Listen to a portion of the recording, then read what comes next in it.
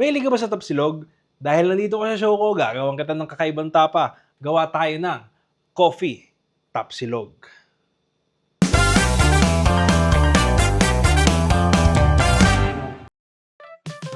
Alright, so meron tayo dito mga ingredients. So meron tayo dito beef. Ayan, yung maninipis na hiwa, thin slice na beef. So pwede rin kayong gumamit ng normal na beef na ginagawang tapa. Wala lang ako nabili kanina, kaya ito na yung binili ko. Tapos meron tayo syempre yung bawang, kalamansi, tapos yung mga pampalasa natin. At syempre ito, ang magpapaiba sa ating tapa. Yan o, coffee. So simulan na natin to. Tara. So itong beef, marinate muna natin. Kuhain lang natin to ng maliliit.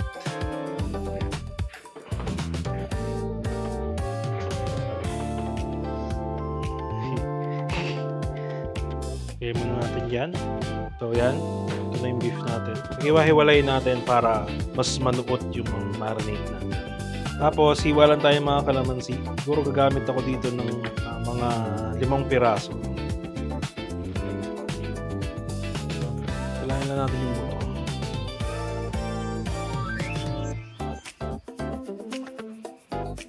Tapos toyo, tansya lang din.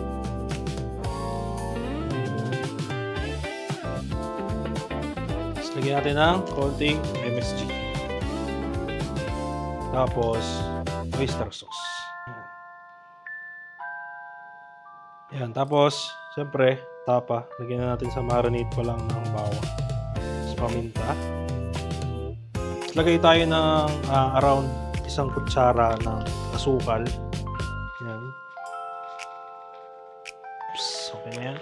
Tapos, ito na, siyempre, ang magpapaiba sa tapa natin. Lalagyan natin ng coffee. Kain nyo lang to. Hindi ko to ilalagay lahat. So, konti lang. Para lang magbigay siya ng flavor na kakaiba dito sa tapa natin. Ayan. I think okay na yan. Tapos, mix lang natin. Lagyan ko pa ng toyo.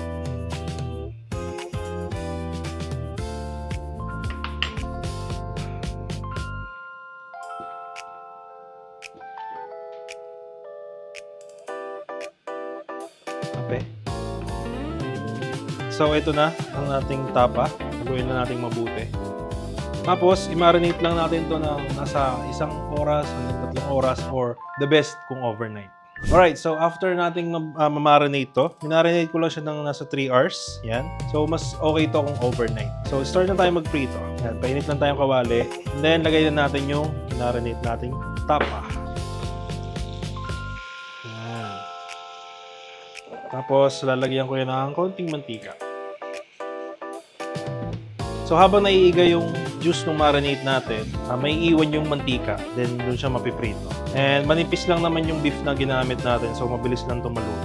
And then, yung coffee natin, siya yung magbibigay ng savory taste dito sa tapa natin. And mas magiging caramelized siya. Tapos, at the same time, medyo smoky. Ayan, nagtubig na yung tapa. Hintayin lang natin itong maiga and then mapiprito na yan sa sarili niyang mantika. Balikan natin mamaya. So ayan, malapit na siya maiga. Konti na lang yung liquid niya. Nag-start na siya magmantika. Konting-konti na lang para lang mas ma-absorb nung laman yung marinate natin. Kasi ang gusto ko sa tapa is yung medyo dry siya na, medyo naprito siya. Ayoko nung tapa na basa eh. Halu-haluin lang natin para hindi masunog yung ilalim. Yan, nagmamantika na siya. Stay ko muna dyan.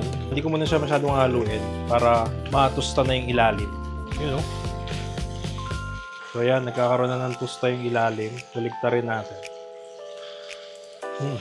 Amoy ko yung kape. So, ako, okay na ako dito. Pwede na yan. Wala na siyang sabaw. Tapos medyo tostado na.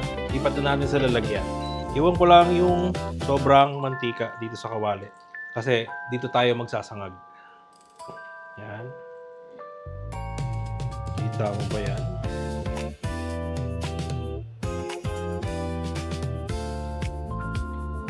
Yun, no?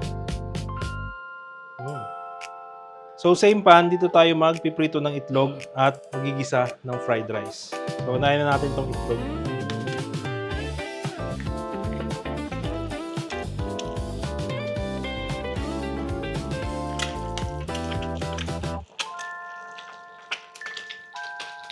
gusto ko sa egg yung medyo tostado yung ilalim. Pero, yung yolk, malambot pa rin. So, ang technique lang naman doon, biglain mo lang ng luto. Mainit yung mantika, tapos lagay mo yung itlog. So, ito na. Okay na yan. Ito yung sinasabi ko sa inyo. May crust siya sa gilid, pero yung yolk, malambot pa rin. So, okay na to. Tayin ko na yung kalan muna. May crust, pero yung yolk, nalasado pa rin. Alright, so same pan pa din. Dito na rin tayo mag-sinangag. So, yan. Painit lang ulit tayong kawali. Lagyan natin yung bawang. Gusto ko sa fried rice, mag-garlic. So, yan. Dinamihan ko ng konti. Bango. Tustahin lang natin to kasi masarap sa fried rice yung tostadong bawang. Yan. Yan, malapit na siya mag-brown. Konting-konti na lang. Yan, so okay na ako dito. Lagay na natin yung rice natin.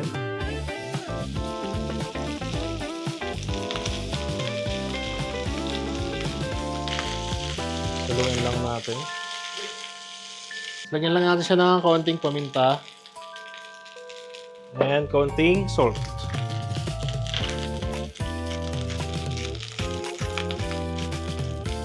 Tapos, haluin lang natin ang haluin. So, yan. Okay na to. Pwede na yung fried rice natin. Tikman ko lang. Walang lasa. Tabang eh. So, this time pwede na to. Patayin ko na yung kalan. Plating na tayo, then tikman na natin. Alright, so ito na ang ating coffee tapa silog. Ayun o. Kita mo ba yan?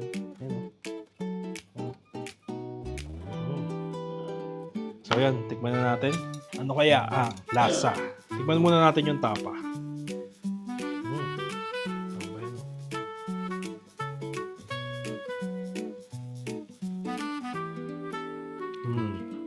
Okay. Hindi siya ganun kalasa yung coffee, pero alam mo may kape. Kasi meron siyang konting pait at the same time. Mas savory and mas smoky yung lasa ng tapa natin versus sa ordinaryong luto ng tapa. Kung tikman natin with rice, kuha ko ng itlog. Click pa ito ito. Ayan. Lagyan natin ng tapa. Ayan. Tama ba yan? Cheers!